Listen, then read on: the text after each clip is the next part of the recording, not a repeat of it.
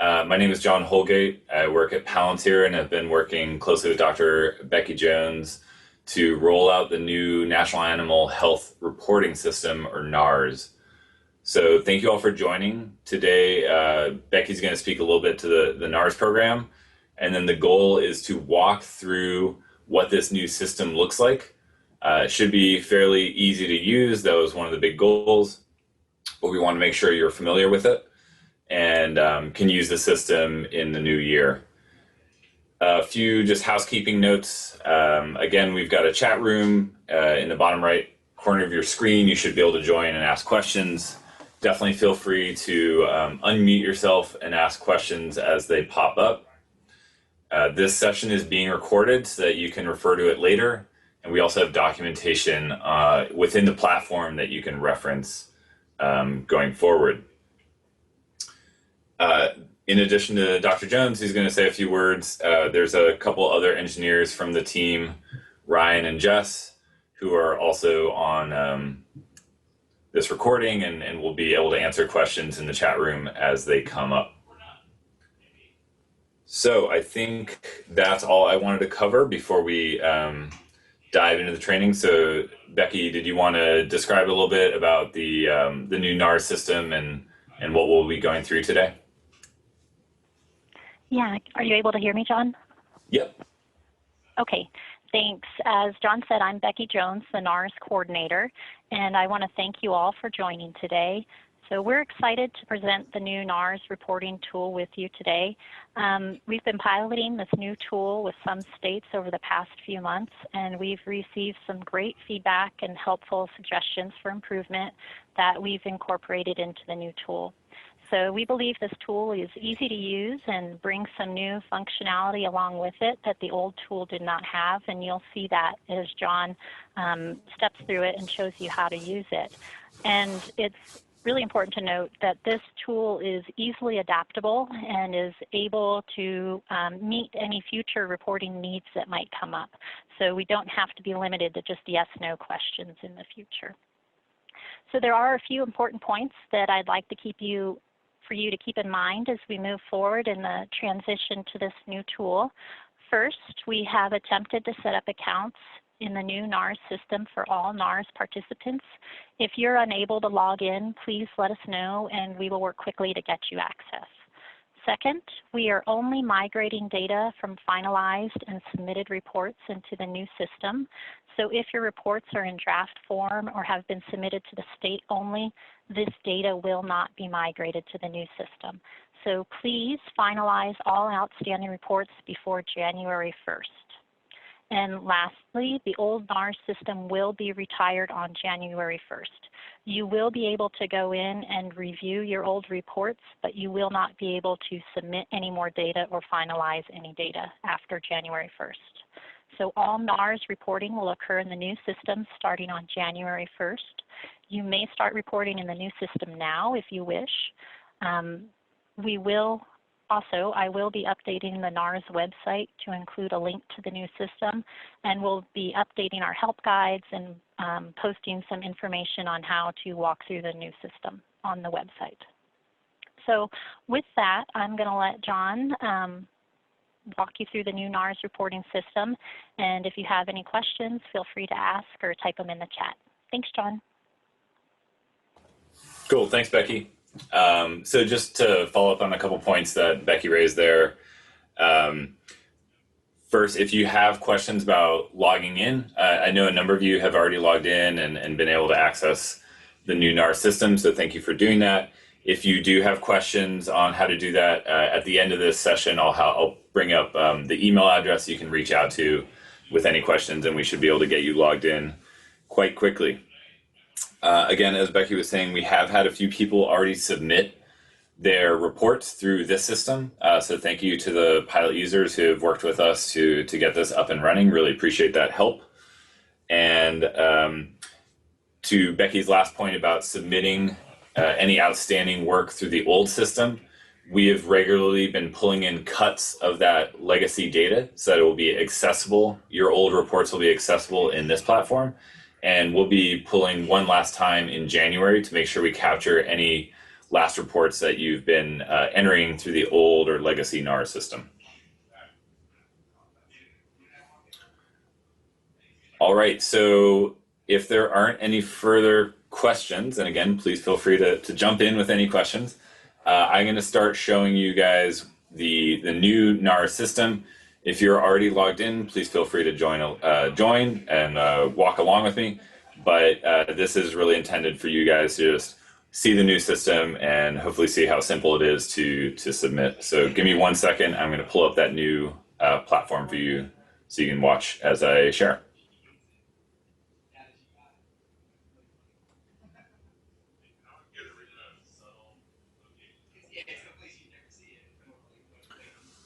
All right, Becky or Ryan or Jess, can one of you just confirm that you can see my screen? Yep, looks good. Yes, we can see it. Excellent.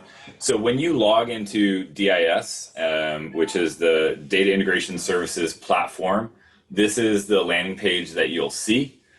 You'll have information for your state, your home state that you work in. But for today's purposes, we're just going to be walking through example or masked data.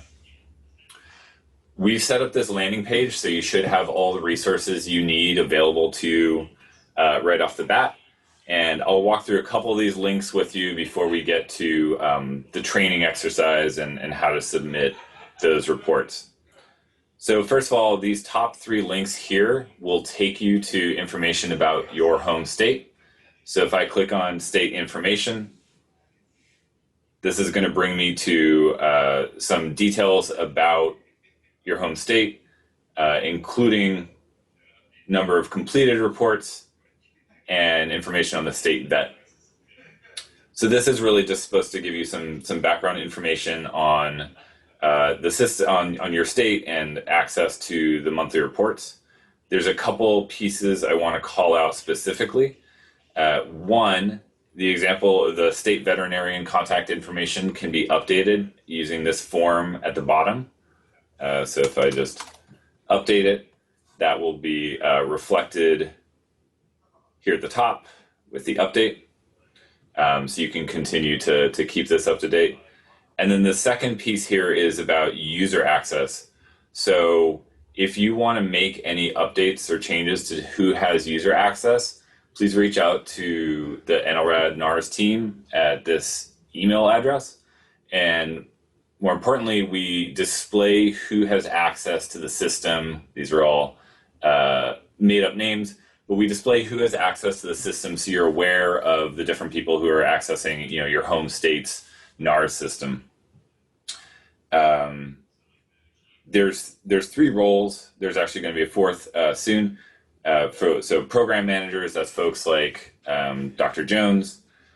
We have people who can submit. So those are people who can not only read and save the form, but also submit it to the NAHRS system, to USDA.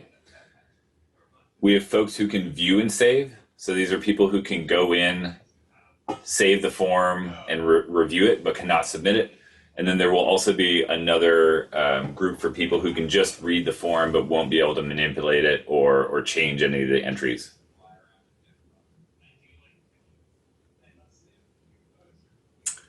Okay, so with that said,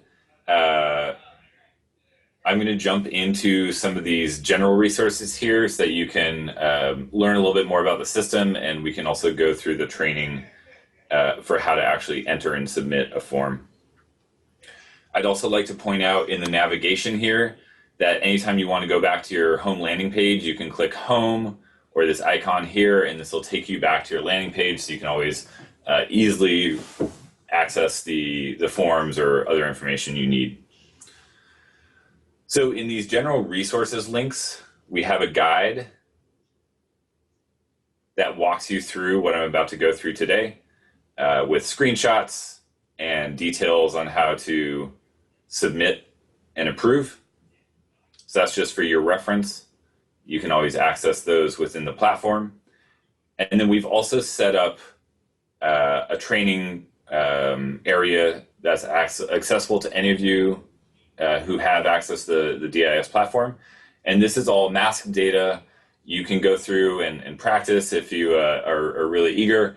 And none of the information you submit will really be recorded in a meaningful way, because this is all just master information data, master or non-real information.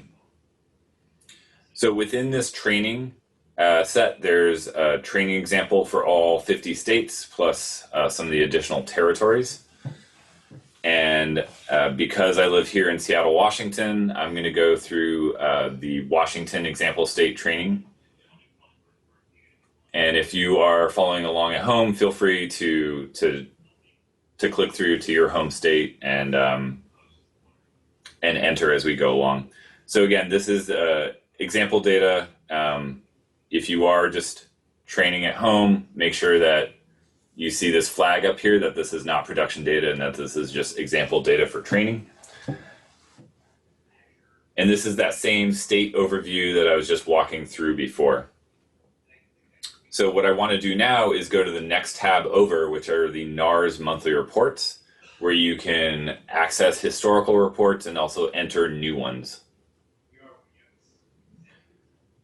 So this page here gives you that list of all the reports that you've been working on previously and that you'll need to be working on in the future. There's ways to filter to your completed or not started reports. You can filter by year or month for historical things. And then on the right-hand side here, obviously, you have the list of actual reports. Because this is training data, there actually isn't anything new since 2018. So if I was coming in here, I might want to go in and actually start entering information for January 2019. So before I start opening up the form, just want to pause. Let me see if I can pull up the chat and see if there's any questions in there. But let me know if you have any questions in the meantime or points of clarification. Looks like there's nothing in the chat, so we are going to keep going. Okay.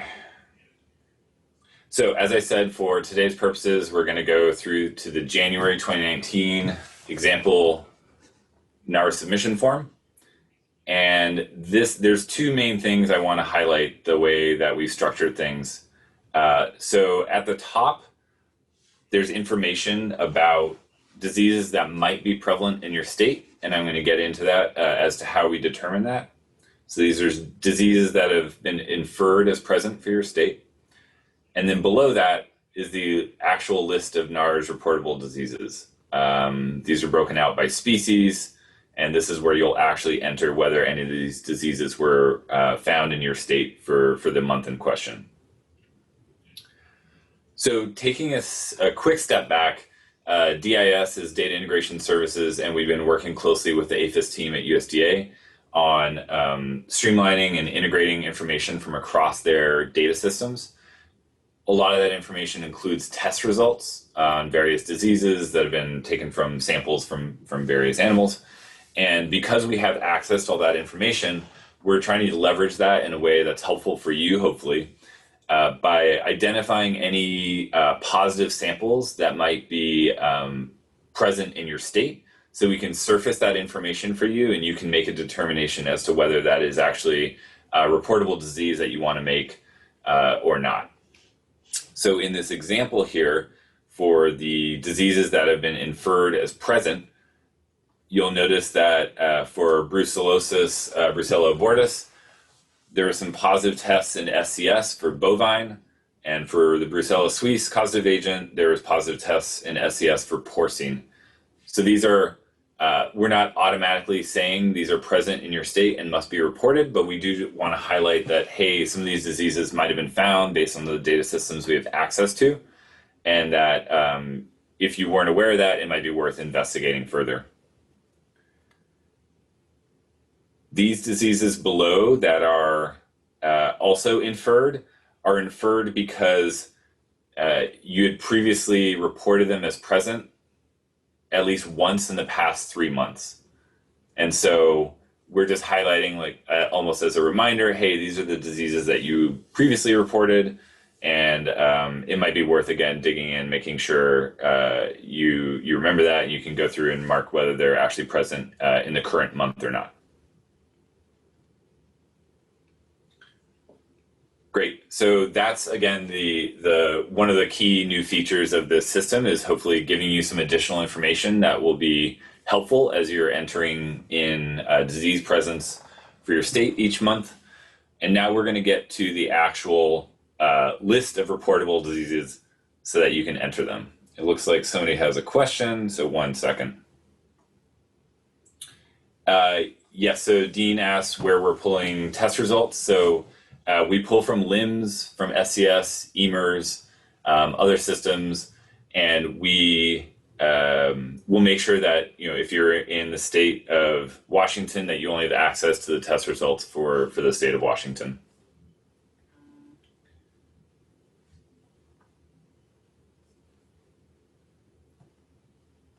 The other thing I want to point out is that our team is in the process still of refining those data pipelines and the integration of various data sources. So we will be improving, continue to refine that work and make sure that we're presenting helpful information.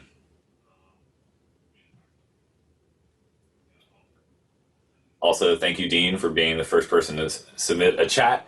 I wasn't sure if that was working, so thanks for confirming.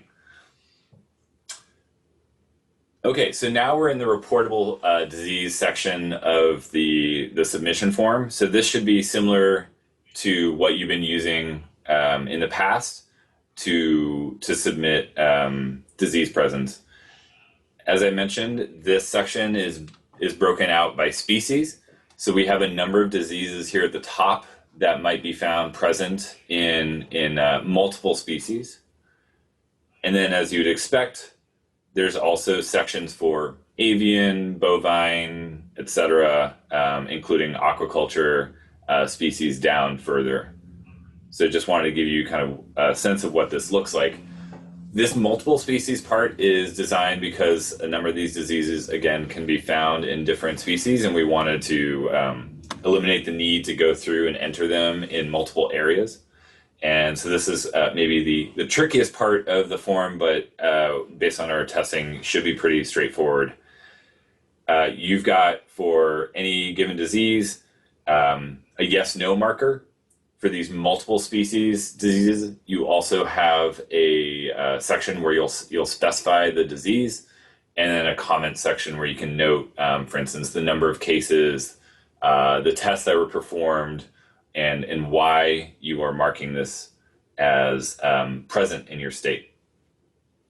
Before I walk through and actually do an example entry, I also want to note that next to many, if not most, of the diseases, we also have official case definitions as to what constitutes a positive sample or a positive case that you should be reporting.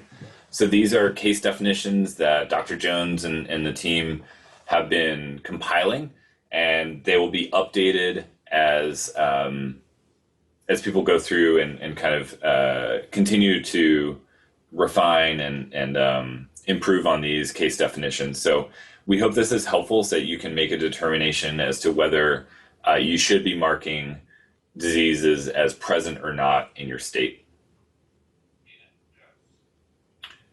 Okay, so I'm going to go back up to this inferred section. If I recall, I had notification that Brucella abortus was found in bovine according to some of the data systems that we have access to. So I'm going to mark this as yes. You'll note that I'm now prompted to select at least one relevant species. So I'm going to select bovine because I knew those test results were indeed positive. I didn't have test results that were filtered in the system, but I maybe also knew that porcine, there are some positive porcine examples here, so I can enter those. And then maybe I'll make a couple comments about, bovine example and tests, porcine example and tests. And you'll see as you type more, you'll have more room to add comments, and you can in fact manually expand that if there's a lot of detail you want to put in here. I don't think there is specific guidance as to what you must or should put in these comments. They're really supposed to be helpful for you to either describe in more detail why you've marked a disease, yes or no, and also for historical reference, you can always go back and remind yourself as to what might have occurred in the past. In some of the pilot testing, people have marked number of instances, people have marked the exact tests or samples that were taken, but really this is meant for you to be helpful however you want. So again, for these multiple species, this should be pretty straightforward. I'll walk through one more just to make sure you're comfortable with it. So, we found this in equine, and I can add a comment here.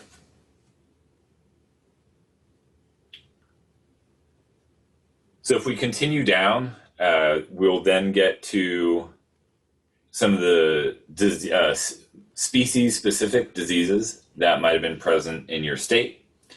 This is even more straightforward. So if turkey rhino tracheitis was present, I can mark that as present and add a comment like that. So this should really be straightforward. We wanted to keep this kind of structure of having species because based on our pilot work, we understand that's how many of you think about diseases in your state, and it's helpful to have it structured this way. But as Dr. Jones said at the beginning, we're always open to feedback and should be able to tailor this to needs into the future. So I think this should be fairly straightforward. I'll add another one here with another comment. But I hope at this point it should be fairly straightforward and obvious as to how to fill this out. Maybe just I kind of glossed over this, but all diseases are going to be marked as no when you first open the form, so that you have to manually go in and add yes. Even if we infer the disease might be present, we're going to allow you to make that determination. Okay, I'm going to scroll down. I guess one other just quick note on these disease entries here is, in addition to comments for each individual disease, there's also overall comments that you can make.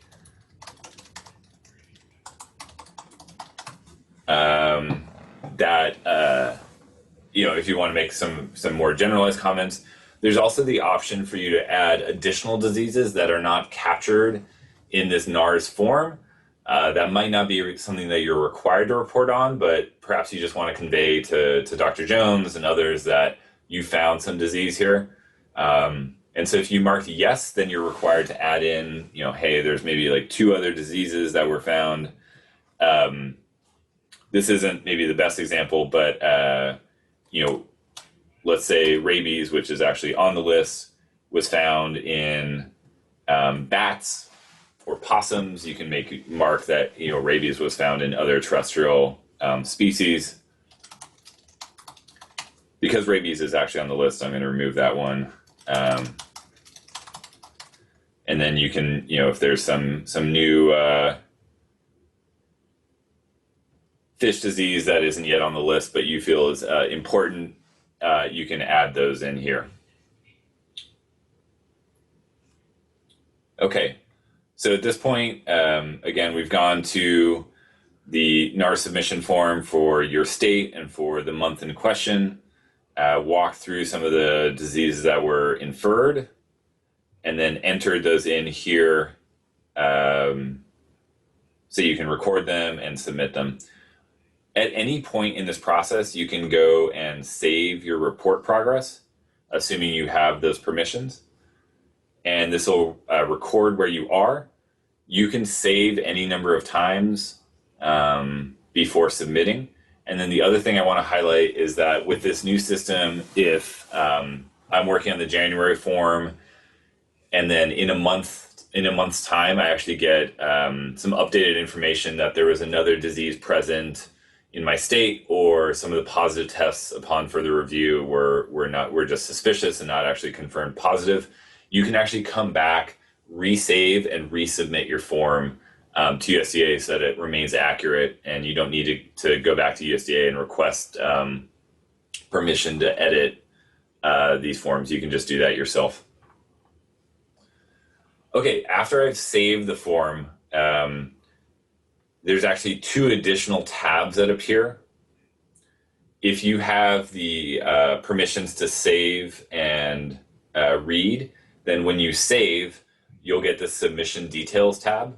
And if you also have the permissions to submit, you'll get this finalize and send tab, which is where you actually go through and submit to USDA. So the submission details tab just gives you an overall picture of what diseases have been entered. You'll note that this is still in progress. It's not been completed and submitted. And we'll see some of those diseases that I marked as present. So Brucellus abortus was found in a couple species.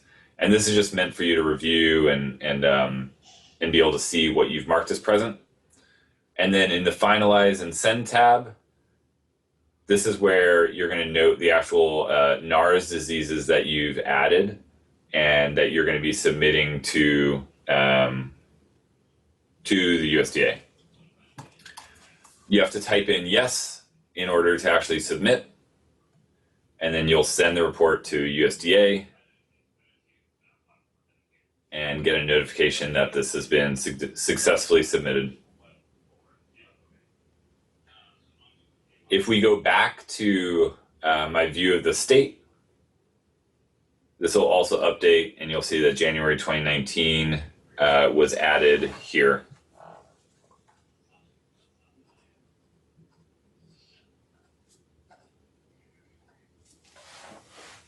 Great. At this point, any questions about the actual form?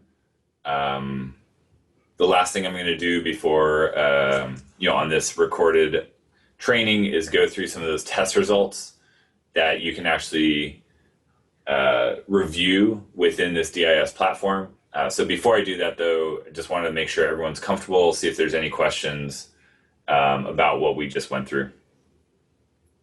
And let me pull up the let me just pull up the chat here and see if anybody had anything that they've entered. Give me one moment. There we go.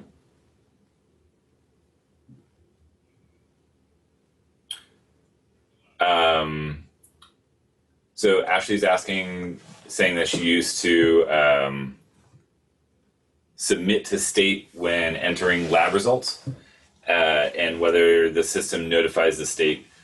So Ashley, are you referring to other users within, like at the state level in California, that would get notifications when you submitted? I think that's what you're asking. We don't have that set up currently. That's something that we could work with you on exactly like who the audience would be, whether you want it to go, alert to go to everybody who has NAHRS access for the state of California, or whether there's only a select number of people you want to notify. We don't have that set up right now, but we can follow up after this and better understand exactly what you're looking for and work with you to set that up.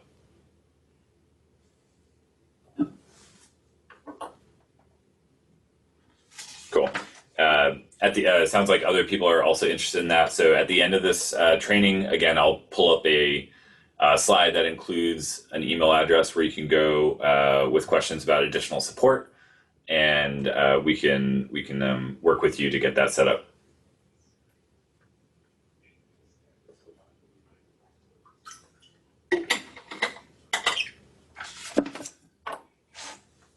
Cool. All right, I'm just making a note to myself to follow up with you on that as well. Another question, do you repeat the disease listed in the multiple species section in the following section? So I think basically that's asking if there's a disease such as acabane that's in the multiple species section. Does it also appear in the bovine section?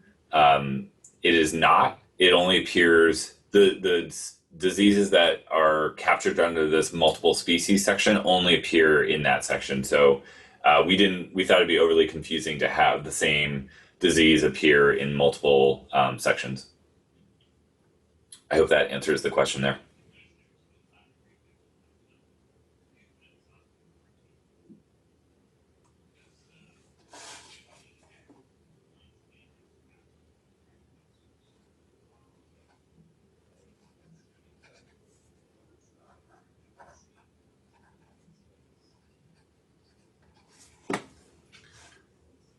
Okay, I'm going to jump into the test results so you can get a sense of how you might utilize those.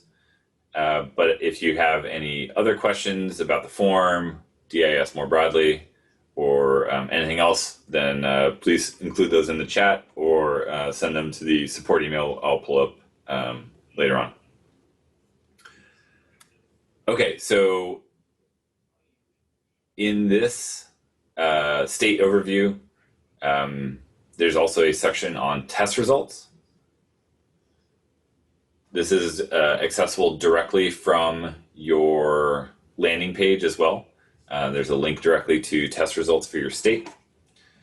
Those aren't accessible for you if you logged in today, but in the new year, we're going to make sure you have access to these. For now, we're just looking at the example or non-production test results.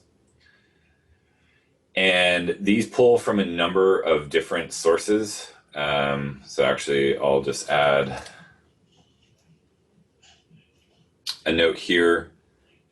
Okay, for these testers, for these sample ones, we don't actually have a list of the source systems, but they include SDS, LIMS, EMERS, VSPS, and I might be missing one. But if you have questions about that, again, please feel free to follow up.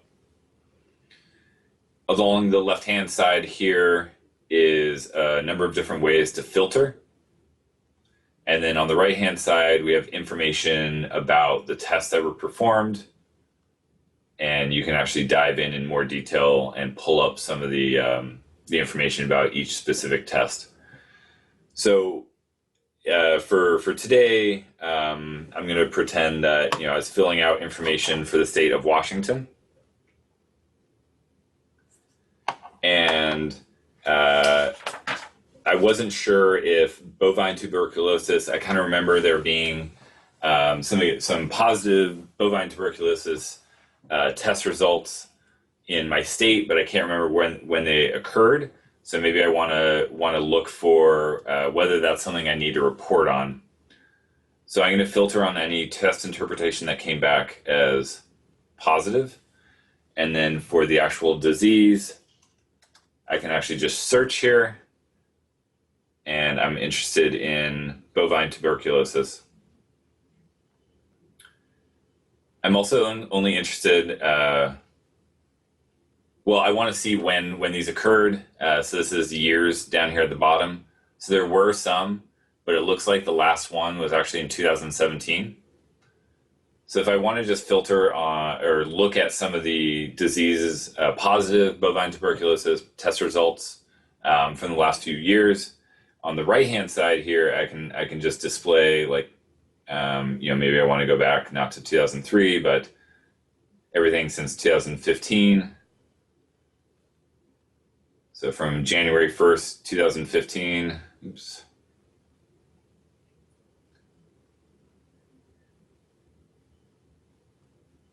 Until today, basically. So this will display everything from, well, this will display everything that we put in here. And now I've got my kind of timeline of when these occurred. And so here they're listed in reverse chronological order. So the most recent positive test result was from October 2017. And if I'm interested in just looking at that test and seeing a little bit more about it, then I've got all this information here on that test, and can pull up, maybe look at in a little bit more detail and dive into that if I have specific questions. Again, so some of this information is included in the masked section here, but you'll have access to your state's test results for going back to 2003 or so. Okay, so this is just a quick summary of how you can access those test results and perform searches, filter down to positive test results for a specific disease. If this is something that you're interested in diving into in more detail, I'd be happy to follow up with you. I know a number of the folks we worked with in the pilot phase had some questions about this. Other folks already had systems in place where they were getting that sort of information. So if you do have questions, let me know, and I'll follow up on this chat question in just a moment.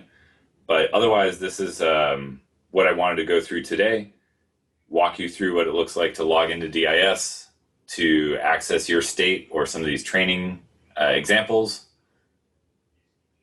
walk through how to pull up a monthly report and enter that, and then also examine some of the test results if you're interested in going into that detail.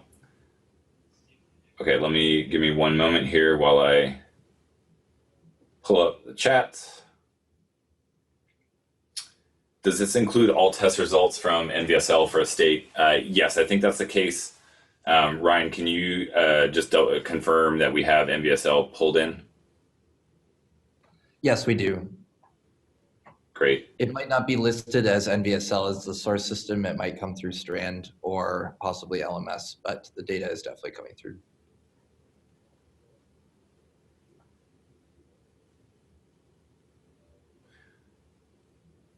Okay, I also want to just share contact information.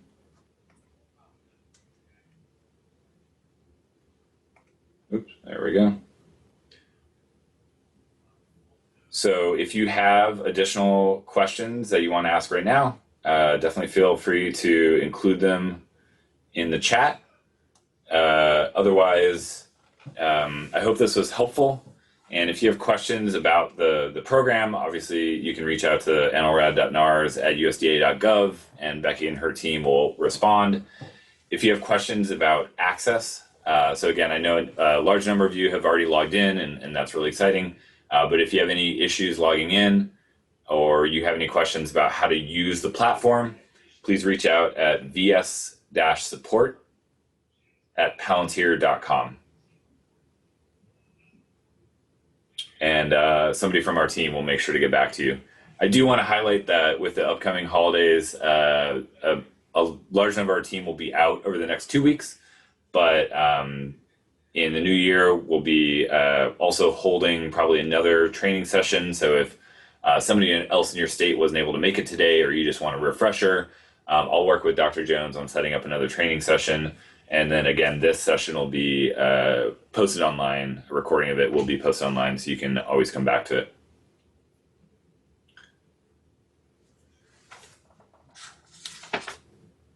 Great. Becky, was there anything else you wanted to add? Any other things you want to highlight or point out in the platform, or any other comments you wanted to make? No, I don't have anything else to point out except, again, always feel free to reach out to us with any questions, comments, or concerns, and we'll try to help you. I just want to thank everyone again for joining us today. It's really great to see everybody that's logged into the webinar and all the great participation. So thank you all for continued support of NAHRS. Yeah, thank you, and thank you, Becky, for the opportunity to hold this training. I did just get one other chat question about the need to create a report for other people to be able to enter their results. So if somebody from a lab, for instance, was logging in and entering things, the question is, do you need to create the report before they can do that? No, reports are automatically created on the 1st of each month. So on December 1st, the December report will be available for you, even though obviously you'll want to wait until the end of the month or into the new year to submit. But that'll be created for you automatically. Okay. Again, really appreciate all your time, and please feel free to reach out if you have any questions. And look forward to working with you on NAHRS going forward. Thank you.